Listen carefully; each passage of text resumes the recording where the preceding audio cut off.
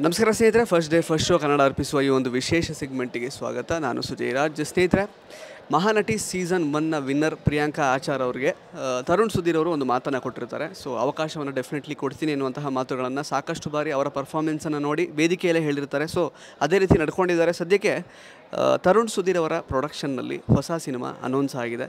So ಆ ಸಿನಿಮಾದ ನಾಯಕಿಯಾಗಿ ಪ್ರಿಯಾಂಕಾ ಆಚಾರ್ ಅವರು ಸದ್ಯಕ್ಕೆ ಡೆಬ್ಯೂ ಮಾಡ್ತಾ ಇದ್ದಾರೆ, ಕನ್ನಡ ಇಂಡಸ್ಟ್ರಿಗೆ ಎಂಟ್ರಿ ಕೊಡ್ತಾ ಇದ್ದಾರೆ. ಅವರನ್ನು ಮಾತಾಡಿಸುವಂತಹ ಸಮಯ, ಬನ್ನಿ ಮಾತಾಡಿಸ್ತಾ ಹೋಗೋಣ. ಪ್ರಿಯಾಂಕಾ ಅವರೇ, ಫಸ್ಟ್ಲಿ ಕಂಗ್ರ್ಯಾಚುಲೇಷನ್ಸ್. ತರುಣ್ ಸುಧೀರ್ ಅವರು ಕೊಟ್ಟಂತಹ ಮಾತಿನ ಪ್ರಕಾರವೇ ನಿಮ್ಮನ್ನು ಹೀರೋಯಿನ್ ಮಾಡಿದ್ದಾರೆ. ಟೀಸರ್ ಇವತ್ತು ಟೈಟಲ್ ಟೀಸರ್ ಲಾಂಚ್ ಆಗಿದೆ. ಒಳ್ಳೆ ಅಂದರೆ ನಾವು ಅದ್ರ ಮೇಲೆ ಒಂದು ಎಕ್ಸ್ಪೆಕ್ಟೇಷನ್ನ ಇಟ್ಕೊಳ್ಬಹುದಾದಂತಹ ಒಂದು ಟೀಸರ್ ಅಂತಲೇ ಹೇಳಬಹುದು.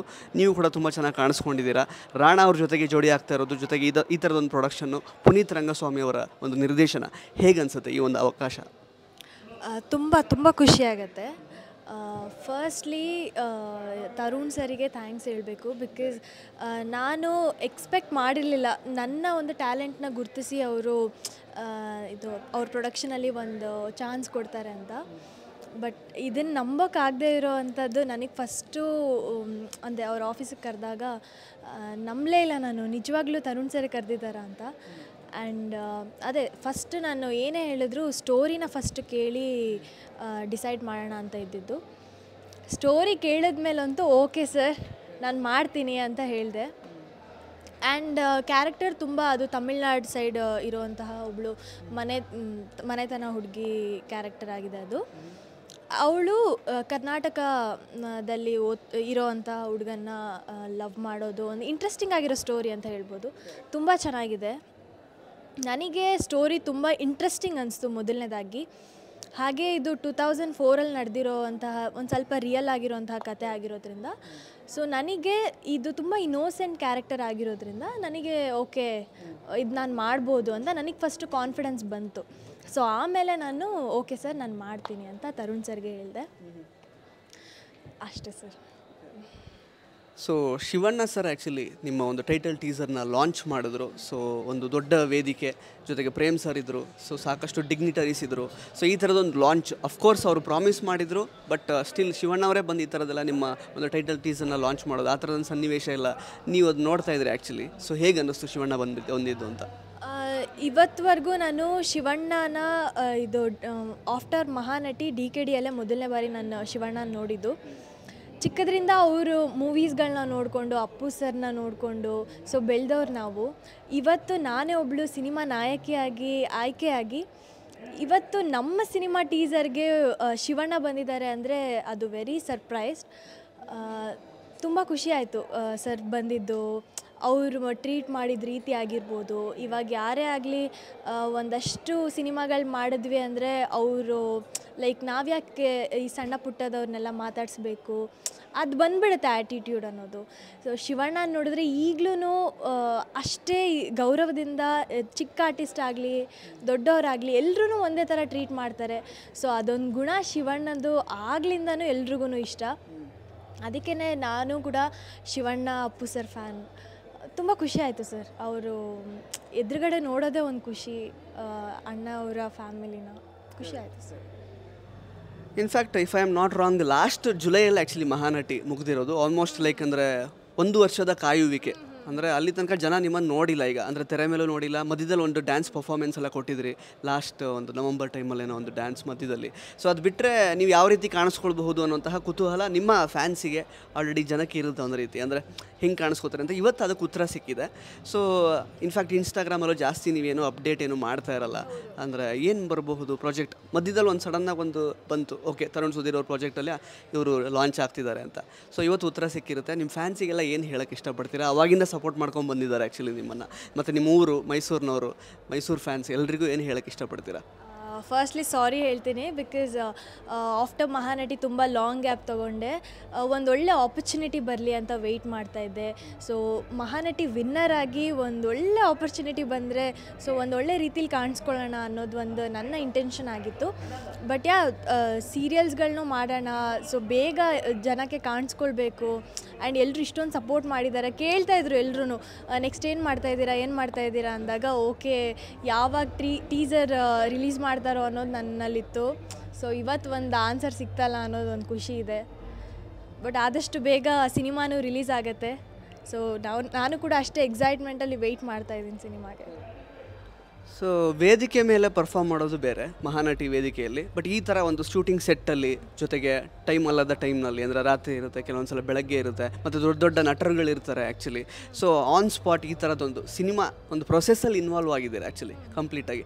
ಸೊ ಅದು ಅನುಭವ ಹೇಗಿತ್ತು ಕಂಪೇರ್ ಮಾಡುವಾಗ, stage acting on stage and acting in the actual locations? Basically I am a theatre artist. ಅಲ್ಲಿ ನೋಡಿದಾಗ ಒಂದು 100-200 ಜನಕ್ಕೆ ನಾವು ರೀಚ್ ಮಾಡಬೇಕಾಗತ್ತೆ. ಸೊ ಅಲ್ಲಿ ಸ್ವಲ್ಪ ಓಕೆ, ಅಲ್ಲಿಂದ ನಾನು ಗ್ರೂಮ್ ಆಗಿ ಬಂದು ಮಹಾನಟಿಗೆ ಬಂದಾಗ ಸೊ ಅಲ್ಲಿ ತುಂಬ ಫಸ್ಟ್ ಸ್ಟೇಜ್ ಫಿಯರ್ ಎಲ್ಲ ಇತ್ತು. ಆ್ಯಂಡ್ ಸ್ಟಾರ್ಟಿಂಗ್ ನಮಗೂ ಕೂಡ ಫಂಬಲ್ ಆಯಿತು, ಒಂದಷ್ಟು ಟೇಕ್ಸ್ಗಳನ್ನ ತೊಗೊಂಡ್ರು.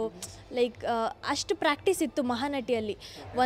ಒಂದೇ ಸಲ ಟೇಕ್ ಆಗಿರೋದ್ರಿಂದ ಮಹಾನಟಿಲಿ ಒಂದು ಸ್ಟೇಜಲ್ಲಿ ಒಂದೇ ಟೇಕ್ ತೊಗೊಳೋದ್ರಿಂದ ನಾವು ಅದನ್ನು ಕಟ್ ಶಾಟ್ ತೊಗೊಳಕ್ಕಾಗಲ್ಲ. ಸೊ ಅಲ್ಲಿ ಒಂದೇ ನಾವು ಮಾಡೋ ಇದ್ದಿದ್ದರಿಂದ ಅಂದರೆ ಪ್ರಾಕ್ಟೀಸ್ ತುಂಬ ಬೇಕಾಗಿತ್ತು. ಆ್ಯಂಡ್ ಒಂದು ವಾರ ಪೂರ್ತಿ ನಾವು ಹಗಲು ರಾತ್ರಿ ಅಂತ ಕಷ್ಟಪಡ್ತಾಯಿದ್ವಿ. ನಾನಂತಲ್ಲ, ಎಲ್ಲ ಮಹಾನಟಿಯರು ಆ ವರ್ಕ್ ಮಾಡ್ತಾಯಿದ್ರು. ಅಲ್ಲಿ ಅದೇ ಒಂದು ಟೈಮಲ್ಲಿ ಟೇಕಲ್ಲಿ ಆಗಿರೋದ್ರಿಂದ ಸಿಕ್ಕಾಪಟ್ಟೆ ಕಷ್ಟಪಡ್ತಿದ್ವಿ. ಜೊತೆಗೆ ಆ ಡೈಲಾಗ್ಸ್ ಜೊತೆಗೆ ಎಕ್ಸ್ಪ್ರೆಷನ್ಸ್ ಬರಬೇಕಾಗಿತ್ತು. ಸೊ ಇದೆಲ್ಲ ಮ್ಯಾಚ್ ಮಾಡೋದು ಸ್ವಲ್ಪ ಕಷ್ಟ ಇತ್ತು. ಬಟ್ ಅಲ್ಲಿ ನಾವು ಪ್ರಿಪೇರ್ ಆಗಿ ತಯಾರಾಗಿ ಬಂದಿದ್ದಕ್ಕೆ ನಮ್ಗೆ ಸಿನಿಮಾ ತುಂಬ ಈಸಿ ಆಯಿತು. ಬಿಕಾಸ್ ಇಲ್ಲಿ ಟೇಕ್ಸ್ ಇರುತ್ತೆ, ಕಟ್ ಶಾಟ್ಸ್ ಇರುತ್ತೆ, ಆ್ಯಂಡ್ ನಮಗೆ ಯಾವ ಎಕ್ಸ್ಪ್ರೆಷನ್ ಯಾವ ಡೈಲಾಗ್ಗೆ ಆ್ಯಡ್ ಆನ್ ಮಾಡಬೇಕು ಅಂತ ಇರುತ್ತೋ ಅದಕ್ಕೆ ನಮಗೆ ಈಸಿ ಆಯಿತು. ತುಂಬ ಅಷ್ಟು ಕಷ್ಟ ಅಂತ ಆಗಲಿಲ್ಲ. ಇಷ್ಟಪಟ್ಟು ಬಂದಿರೋದ್ರಿಂದ ಎಲ್ಲ ಇಷ್ಟಪಟ್ಟೆ ಮಾಡ್ತಾಯಿದ್ದೀವಿ. ಸಿನಿಮಾ ತುಂಬ ಈಸಿನೇ ಆಯಿತು ನನಗೆ, ಫಸ್ಟ್ ಸಿನಿಮಾ. ಬಟ್ ನನ್ನ ಕ್ಯಾರೆಕ್ಟರ್ ಸ್ವಲ್ಪ ಇನ್ನೋಸೆಂಟ್ ಕ್ಯಾರೆಕ್ಟರ್ ಆಗಿರೋದ್ರಿಂದ ಈ ಒಂದು ಕ್ಯಾರೆಕ್ಟರ್ ನನಗೆ ತುಂಬ ಸೂಟ್ ಆಯಿತು. ಸೊ ಮ್ಯೂಸಿಕ್ ಡೈರೆಕ್ಟ್ರಿಂದ ಹಿಡಿದು ಟೆಕ್ನಿಷಿಯನ್ಸಿಂದ ಹಿಡಿದು ಪ್ರತಿಯೊಬ್ಬರು ಅಂದರೆ ಒಂದು ಕಂಪ್ಲೀಟ್ಲಿ ಒಂದು ಸಾಲಿಡ್ ತಂಡ ಇದು ಆ್ಯಕ್ಚುಲಿ ಟೆಕ್ನಿಕಲಿ. ಅಂದರೆ ಈ ಥರದೊಂದು ಪ್ರಿವಿಲೇಜ್ ಡೆಬ್ಯೂಟೆಂಟ್ ಆ್ಯಕ್ಟರ್ಗೆ ಸಿಗೋದು ತುಂಬ ಕಷ್ಟ ಆ್ಯಕ್ಚುಲಿ. ಸಾಕಷ್ಟು ಜನ ನೀವೇ ಹೇಳಿದಾಗೆ ನೀವು ಕಾಯ್ತಾ ಇದ್ರಿ ಆ್ಯಕ್ಚುಲಿ, ಒಳ್ಳೆ ಪ್ರಾಜೆಕ್ಟ್ ಬರ್ತಿರ್ಲಿಲ್ಲ ಆಫ್ಟರ್ ಮಹಾನಟಿ ಅಂತ ಕೂಡ ಹೇಳಿದ್ರಿ ಸ್ಟೇಜಲ್ಲಿ. ಸೊ ಈ ಥರದೊಂದು ಪ್ರಿವಿಲೇಜ್ಡ್ ಒಂದು ಡೆಬ್ಯೂ ಸಿಗ್ತಾ ಇರೋದು ಎಷ್ಟು ಖುಷಿ ಅನಿಸುತ್ತೆ ನಿಮಗೆ? ಬಿಕಾಸ್ ಸಾಕಷ್ಟು ಜನ ಟ್ಯಾಲೆಂಟೆಡ್ ಇರೋರು, ತುಂಬ ಜನ ಅವ್ರಿಗೆ ಅವಕಾಶ ಸಿಗದೆ, ವೇದಿಕೆ ಸಿಗದೆ ಒದ್ದಾಡ್ತಾ ಇರ್ತಾರೆ. ಸೊ ನಿಮಗೆ ಮಹಾನಟಿಯಿಂದ ಈ ಥರದೊಂದು ಆಫರ್ ಸಿಕ್ಕಿರೋದು, ಸೊ ಏನು ಪ್ಲ್ಯಾನ್ಸ್ ಮುಂದೆ, ಯಾವ್ಯಾವ ರೀತಿ ಎಂಟರ್ಟೈನ್ ಮಾಡಬೇಕು ಅನ್ನೋ ಥರ ಇದೆ? ಸೊ ಒಟ್ಟಾರೆಯಾಗಿ ಈ ಆಪರ್ಚುನಿಟಿ ಬಗ್ಗೆ ಏನು ಅನಿಸುತ್ತೆ ನಿಮಗೆ? ಅದೇ ಸರ್, ಮಹಾನಟಿ ಅಂತ ಬಂದಾಗ ನಾನು ಮಹಾನಟಿನೇ ಎಕ್ಸ್ಪೆಕ್ಟ್ ಮಾಡಿರಲಿಲ್ಲ ನನ್ನ ಲೈಫಲ್ಲಿ. ಅದೇ ಒಂದು ಆಡಿಷನ್ಸ್ ಮಾಡೋಣ, ಒಂದು ಎಕ್ಸ್ಪೀರಿಯನ್ಸ್ ಅಂತ ಇರುತ್ತೆ ಅಂತ ನಾನು ಮಹಾನಟಿಗೆ ಹೋಗಿದ್ದು. ಸೊ ಅಲ್ಲಿ ಇಷ್ಟು ದೊಡ್ಡ ಮಟ್ಟಕ್ಕೆ ನನಗೆ ವಿನ್ನರ್ ಆಗೋ ಪಟ್ಟ ಸಿಕ್ಕಿದೆ ಅಂದರೆ ಏನಾದರೂ ಒಂದು ಮಾಡಬೇಕು ಅಂತ ನಾನು ಅವತ್ತು ಅಂದ್ಕೊಂಡಿದ್ದು. ಆ್ಯಂಡ್ ಆಫ್ಟರ್ ದ್ಯಾಟ್ ಒಂದು ಒಳ್ಳೆ ಆಪರ್ಚುನಿಟಿ ಬರಲಿ, ಸಣ್ಣ ಪುಟ್ಟ ಏನೋ ಒಂದು ಮಾಡ್ತೀನಿ ಅಂತ ಹೋಗ್ಬಿಟ್ರೆ ಎಲ್ಲರೂ ಫ್ಯಾನ್ಸ್ ಕೂಡ ಅದೇ ಅನ್ಕೋತಾರೆ, ಏನು ಆಫ್ಟರ್ ಮಹಾನಟಿ ಅಂತ ಆದಮೇಲೆ ಒಂದೊಳ್ಳೆ ಪ್ರೊಡಕ್ಷನಲ್ಲಿ ಬರ್ತಾರೆ ಅಂತ ಅಂದ್ಕೊಂಡಿದ್ವಿ, ಆ ಥರ ಬರ್ಬೋದು ಮಾತುಗಳು ಅಂತ ಅಂದ್ಕೊಂಡು ನನಗೂ ಸ್ವಲ್ಪ ತಲೆಯಲ್ಲಿತ್ತು. ಮತ್ತು ಸುಮಾರು ಜನ ಹೇಳಿದ್ರು ಬೇಗ ಸೀರಿಯಲ್ಸ್ ಮಾಡಿಬಿಡು, ಮತ್ತು ಒಂದಷ್ಟು ಜನ ಸೀರಿಯಲ್ಸ್ ಮಾಡು ಅಂತ. ಅದೇ ಈಗಲೂ 1-2 ಸ್ಟೋರೀಸ್ ಕೇಳಿದ್ದೀನಿ ಝೀಯಲ್ಲೇ, ತುಂಬ ಚೆನ್ನಾಗಿದೆ. ಆ್ಯಂಡ್ ಅದೇ ಪ್ರೊಡಕ್ಷನ್ ಅಂತ ಬಂದಾಗ it's a big production. Tarun sir first ನನ್ನ ಕರೆದಾಗ ಅಯ್ಯೋ ನಾನು ನಿಜವಾಗ್ಲೂ ನಂಬಲಿಲ್ಲ, ತರುಣ್ ಸರ್ ನಿಜವಾಗ್ಲೂ ನನಗೆ ಆಪರ್ಚುನಿಟಿ ಕೊಡ್ತಿದ್ದಾರಾ ಅಂತ. ಬಟ್ ಒಂದು ಮಾತು ಹೇಳಿದರು ತರುಣ್ ಸರ್, ಇಲ್ಲ ನಿನಗೆ ಒಳ್ಳೇದಾಗುತ್ತೆ ಫ್ಯೂಚರಲ್ಲಿ ಅಂತ. ಅದರಿಂದ ಈ ಒಂದು ಪ್ರಾಜೆಕ್ಟ್ ಸ್ಟೋರಿ ಕೇಳಿದಾಗ ತುಂಬ ಇಷ್ಟ ಆಯಿತು. ಜನಕ್ಕೆ ಏನು ಹೇಳೋಕ್ಕೆ ಇಷ್ಟಪಡ್ತೀನಿ ಅಂದರೆ ಅದೇ ಒಳ್ಳೆ ಸ್ಟೋರೀಸ್ ಬಂದರೆ, ಒಳ್ಳೆ ಪ್ರೊಡಕ್ಷನ್ ಹೌಸಲ್ಲಿ ಮೂವೀಸ್ ಬಂದರೆ ಖಂಡಿತವಾಗ್ಲೂ ಮಾಡ್ತೀನಿ ಅಂತ ಹೇಳ್ತೀನಿ ಅಷ್ಟೇ. ಮತ್ತು ಆ್ಯಕ್ಚುಲಿ ರಾಣಾ ಅವ್ರ ಜೊತೆಗೆ ಆ್ಯಕ್ಟ್ ಮಾಡ್ತಿರೋದು ಅವ್ರದ್ದು second cinema. Like first cinema Ekalavya, ತಕ್ಕ ಮಟ್ಟಿಗೆ ಅದು ಆ್ಯಕ್ಚುಲಿ ಜನಗಳು ಅದನ್ನು ಅಕ್ಸೆಪ್ಟ್ ಮಾಡಿದರು. ಸೊ ಅವ್ರ ಜೊತೆಗೆ ವರ್ಕ್ ಮಾಡಿದ ಎಕ್ಸ್ಪೀರಿಯನ್ಸ್, ಮತ್ತು ನಾಗಾಭರಣ ಸರ್ ಇದ್ದಾರೆ, ಕಿಶೋರ್ ಅವರು ಇದ್ದಾರೆ, ಸಾಕಷ್ಟು ಜನ ಘಟಾನುಘಟಿ ನಟರುಗಳು ಆ್ಯಕ್ಚುಲಿ ಇದರಲ್ಲಿರೋದು. ಸೊ ಏನು ಅನಿಸುತ್ತೆ? ಇವನ್ ಜಗಪತಿ ಬಾಬು ಅವರಿದ್ದಾರೆ, ಅವ್ರ ಜೊತೆಗೆಲ್ಲ ಆ್ಯಕ್ಟ್ ಮಾಡಿದ ಅನುಭವ ಹೇಗಿತ್ತು? ಅದೇ ಜಗಪತಿ ಬಾಬು ಅವರೆಲ್ಲ ನಾನು ಡೈರೆಕ್ಟಾಗಿ ನೋಡೋಕ್ಕಾಗಲಿಲ್ಲ ಸಿನಿಮಾಲಿ. ಬಟ್ ರಾಣಾ ಸರ್ ನಾನು ಏಕಲವ್ಯ ಸಿನಿಮಾ ನೋಡಿದಾಗ he is very hard working. ಸೆಟ್ಟಲ್ಲೂ ಕೂಡ ಅಷ್ಟೇ, ಅವರು ಸೆಟ್ಟಿಗೆ ಬಂದರೆ ಯಾರನ್ನೂ ಮಾತಾಡ್ಸಲ್ಲ, ಫಸ್ಟು ಕ್ಯಾರೆಕ್ಟರ್ ಒಳಗಡೆ ಹೋಗ್ಬಿಡ್ತಾರೆ. ಆಮೇಲೆ ಎಲ್ಲರೂ ಅದೇ, ನನ್ನ ಕ್ಯಾರೆಕ್ಟರ್ ನೇಮ್ ಬಂದು ರೇವತಿ. ಅವರು ಅಲ್ಲಿ ರೇವತಿ ಅಂತಲೇ ಮಾತಾಡಿಸ್ತಾ ಇದ್ರು. ಸೊ ಅದರಿಂದ ನಾನು ಕೂಡ ತುಂಬ ಕಲ್ತಿದ್ದೀನಿ. ನಾಗಭರಣ ಸರ್ ಯಾವುದೇ ಒಂದು ಟೇಕಲ್ಲಿ ನಾನು ಮಿಸ್ಟೇಕ್ ಮಾಡಿದ್ರು ಅಥವಾ ಫಂಬಲ್ ಮಾಡಿದ್ರು ಸರ್ ಇದು ಹೀಗಲ್ಲ ಹೀಗೆ ಹೇಳು ಅಂತ ಅವರು ಕೂಡ ತುಂಬ ಹೇಳ್ಕೊಟ್ಟಿದ್ದಾರೆ. ಕಿಶೋರ್ ಸರ್ ಜೊತೆ ವರ್ಕ್ ಮಾಡಿದ್ದು ನನಗೆ ಸಿಕ್ಕಾಪಟ್ಟೆ ಇಷ್ಟ ಆಯಿತು. ಬಿಕಾಸ್ ಅವ್ರನ್ನ ವೀರಪ್ಪ ಆಗಿ ನಾವು ನೋಡಿದ್ವಿ ಒಂದು ಸಿನಿಮಾ ಅಲ್ಲಿ. ಸೊ ಸ್ಟಾರ್ಟಿಂಗ್ ಅವ್ರ ಜೊತೆ ವರ್ಕ್ ಮಾಡ್ಬೇಕಾದ್ರೆ ತುಂಬ ಭಯ ಆಗ್ತಿತ್ತು, ಹೇಗೆ ಮಾಡೋದು ಸರ್ ಜೊತೆ ಅಂತ.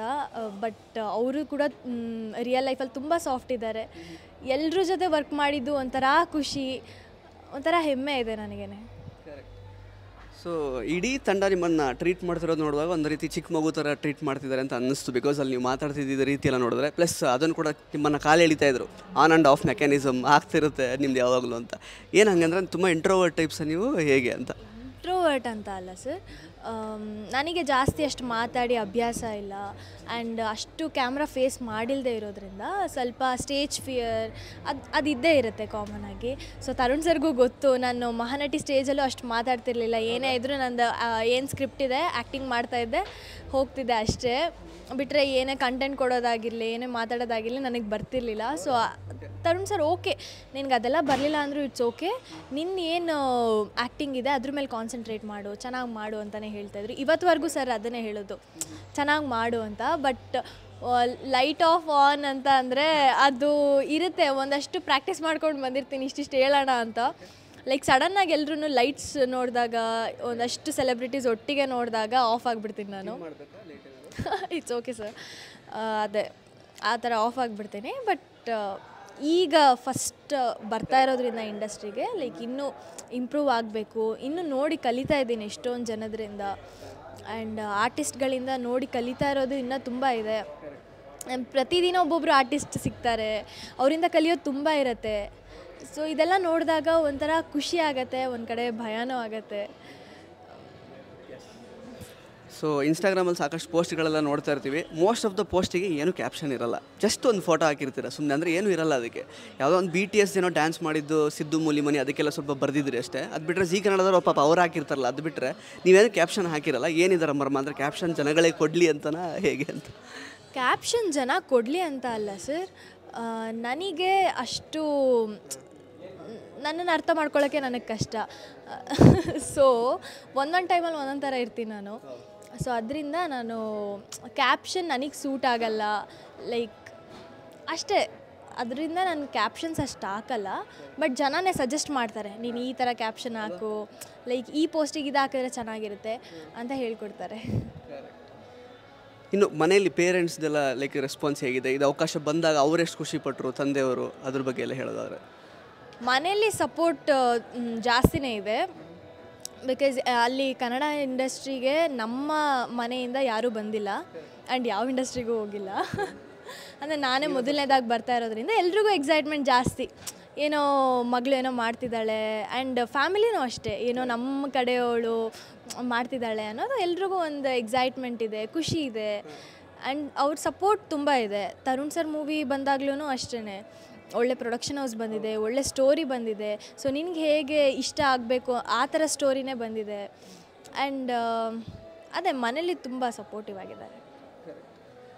ಕೊನೆಯದಾಗಿ ಆ್ಯಕ್ಚುಲಿ ನಿಮ್ಮ ಇನ್ಸ್ಟಾಗ್ರಾಮ್ನ ಮೊದಲನೇ ಪೋಸ್ಟ್ ದರ್ಶನ್ ಸರ್ ಅವ್ರ ಜೊತೆಗೆ. ಸೊ ಈಗ ದರ್ಶನ್ ಸರ್ ಅವರ ಪರಮಾಪ್ತ ಮಿತ್ರ ಆ್ಯಕ್ಚುಲಿ ತರುಣ್ ಸುಧೀರ್ ಅವರ ಪ್ರೊಡಕ್ಷನಲ್ಲಿ ಆ್ಯಕ್ಟ್ ಮಾಡ್ತಿದ್ದೀರಾ. ಸೊ ಆ ಕನೆಕ್ಷನ್ನು ಪ್ಲಸ್ ಮುಂದಿನ ದಿನಗಳಲ್ಲಿ ಯಾವತ್ತಾದರೂ ದರ್ಶನ್ ಸರ್ ಜೊತೆಗೆ ಆ್ಯಕ್ಟ್ ಮಾಡುವಂತಹ ಒಂದು ಹಂಬಲ, ಅದ್ರ ಬಗ್ಗೆ ಏನಾದರೂ ಪ್ಲ್ಯಾನ್ಸ್ ಇದೆಯಾ ಹೇಗೆ ಅಂತ? ಸಿಕ್ಕಾಪಟ್ಟೆ ಇದೆ ಸರ್. ದರ್ಶನ್ ಸರ್ ಅಂದ್ರೇ ಒಂದು ಕ್ರೇಜ್ ಜನಕ್ಕೆ, ಡಿ ಬಾಸ್ ಅನ್ನೋದು. ಅವ್ರ ಜೊತೆ ವರ್ಕ್ ಮಾಡಬೇಕು ಅನ್ನೋದು ಸಿಕ್ಕಾಪಟ್ಟೆ ಇದೆ. ನಾನು ಚಿಕ್ಕದ್ರಿಂದ ನಾನು ದರ್ಶನ್ ಸರ್ಗೆ ಹೇಳ್ತಾ ಇದ್ದೆ, ಒಂದೇ ಒಂದು ಚಾನ್ಸ್ ನಿಮ್ಮ ಜೊತೆ ಮಾಡಬೇಕು, ಮೊದಲು ನೀನು ಓದು ಆಮೇಲೆ ಮಾಡುವಂತೆ. ಅದೇ ಸರ್ ಚೆನ್ನಾಗಿ ಓದು ಅಂತ ಹೇಳ್ತಾಯಿದ್ರು.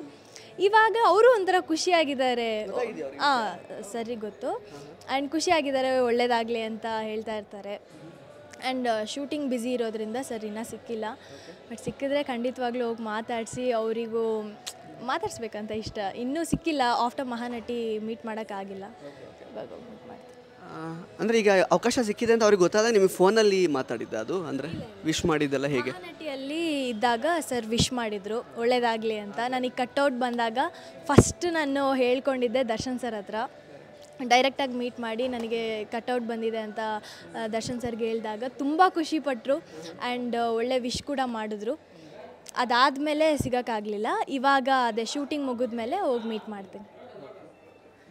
ನಾನು ಕೇಳಿದ್ದು ಆ್ಯಕ್ಚುಲಿ ಇದು ತರುಣ್ ಸುಧೀರ್ ಅವ್ರು ಪ್ರೊಡಕ್ಷನಲ್ಲಿ ಮಾಡ್ತಿದ್ದೀರಾ ಅಂತ ಸರಿಗೆ ಗೊತ್ತಾಗಿದೆಯಾ? ಸೊ ಇನ್ನೂ ಮೀಟ್ ಆಗಲಿಲ್ಲ ನೀವು ಇನ್ನು ಆ್ಯಕ್ಚುಲಿ. ಸೊ ಓಕೆ, ಯಾವಾಗ ಮೀಟ್ ಆಗೋ ಪ್ಲ್ಯಾನ್ಸ್ ಇದೆ ಹೇಗೆ ಅಂತ? ಸರ್ ಮೂವಿಲಿ ಬ್ಯುಸಿ ಇದ್ದೆ ಆ್ಯಂಡ್ ಸರ್ ಕೂಡ ಡೆವಿಲಲ್ಲಿ ಬ್ಯುಸಿ ಇದ್ದಾರೆ ಆ್ಯಂಡ್ ನಮ್ಮನ್ನು ಇವಾಗ ಒಳಗಡೆ ಬಿಡೋದಿಲ್ಲ, ಡೆವಿಲ್ ನಡೀತಾ ಇರೋದ್ರಿಂದ.